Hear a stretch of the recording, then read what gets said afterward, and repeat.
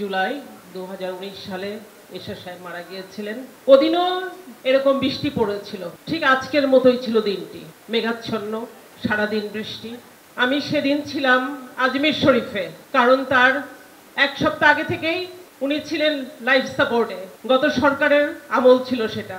উনি কি মারা গিয়েছিলেন নাকি ওনাকে মেরে ফেলা হয়েছে, একটা কোশ্চেন মার্ক, বিশাল একটা কোশ্চেন মার্ক জনগণের মধ্যে এখনো আছে। এটা সময় হলেই আসলে আপনারা আরো সময় হলে জানতে পারবেন। তো আমি যখন আজমির শরীফে ছিলাম তখন আমার কাছে খবর আসে এরশাদ সাহেব আর নেই। আমি পাগলের মতো ওখান থেকে দিল্লি থেকে কলকাতা, কলকাতা থেকে ঢাকা, এরকম করে ভেঙে ভেঙে ভেঙে ভেঙে আমি এসে পৌঁছাই।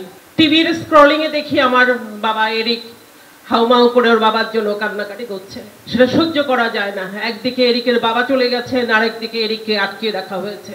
আমি জিএম কাদের সাহেবকে ফোন করি, বারবার করে ফোন করি, বাড়ির লোকদেরকে ফোন করি। হঠাৎ করে দেখি যে সব ফোন বন্ধ করে দেওয়া হলো, আমার কোনো ফোন কেউ ধরছে না। এরপর থেকে প্রায় 3 মাস জিএম কাদের সাহেব এরিককে একটি রুমের মধ্যে বন্দি করে রাখে, প্রেসিডেন্ট পার্কে একটা বেডরুমের ভিতরে ওকে বন্দি করে রাখে।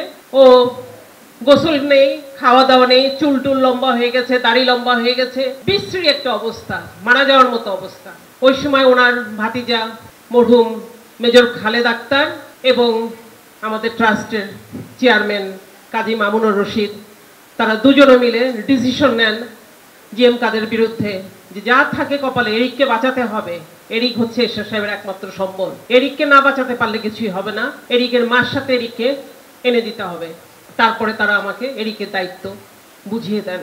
আমি কাজী মামুনুর রশিদের কাছে অনেক কৃতজ্ঞ। এই জন্য আমি মরহুম খালেদ আক্তারের রুহের মাগফিরাত কামনা করি। আজকে উনিও আমাদের মাঝে নেই। এরিক বলল যে দুটো সম্পদ আমার বাবা রেখে গেছে, একটি হচ্ছে এরিক নিজে, এরশাদ সাহেবের কলিজার টুকরা, আর একটি হচ্ছে জাতীয় পার্টি। জাতীয় পার্টিকে নিয়ে কি পরিমাণে ব্যবসা হয়েছে গত সরকারের আমলে। তার ভাই জিএম কাদের ব্যবসা করেছেন, তার স্ত্রী শরীফা কাদের ব্যবসা করেছেন, আপনারা দেখেছেন। তারা ক্ষমতার লোভে তারা হাজার হাজার কোটি টাকা বানিয়েছে। তারা মানুষকে নমিনেশনের কথা বলে কোটি কোটি টাকা নিয়েছেন। জাতীয় পার্টিটাকে ভেঙে টুকরো টুকরো করেছেন। জাতীয় পার্টি থেকে উনি ওনার সিনিয়র যারা লিডার তাদের সবাইকে রিসেন্টলি গত সপ্তাহে বহিষ্কার করেছেন। আমি এই সিনিয়র লিডারদেরকে বলতে চাই, দয়া করে আপনারা আর জাতীয় পার্টিকে ভাঙবেন না। আপনারা আমাদের মাথার তাজ, আপনারা আমাদের মাথার মুকুট, আপনারা সেই শুরু থেকে জাতীয় পার্টিতে আছেন। আপনারা আলাদা আলাদা করে পলিটিক্স করবেন না। আসেন আমরা সবাই এক হয়ে জাতীয় পার্টিটাকে ঠিক করি, এরশাদ সাহেবের নামটা আমরা ছড়িয়ে দিই। এরশাদ সাহেব অনেক ভালো কাজ করেছেন অবছরে, উনি সফল রাষ্ট্রনায়ক ছিলেন। সেই কথাগুলো আমাদের ইয়াং জেনারেশনকে জানাতে হবে। এটা আপনাদেরকে নিয়েই আমরা করতে চাই। আপনারা পদ পদবি নিয়ে চিন্তায় আছেন, আপনারা কে চেয়ারম্যান হবেন, কে মহাসচিব হবেন, আপনারা এই ভয়ে আমাদেরকে সবসময় আমাদের থেকে দূরে দূরে থাকেন। সেই ভয় করতে হবে না। আমি এরিকের মা, এর থেকে বড় পরিচয় আমার আর কিছু নেই। আমার কোনো প্রয়োজনও নেই কোনো পদ পদবীর। আপনারা যদি মনে করেন যে আমাকে আপনাদের সাথে রাখবেন, এরিককে আপনাদের পাশে রাখবেন, রেখে সারা বাংলাদেশের সমস্ত জেলায় জেলায় ডিস্ট্রিক্টে আপনারা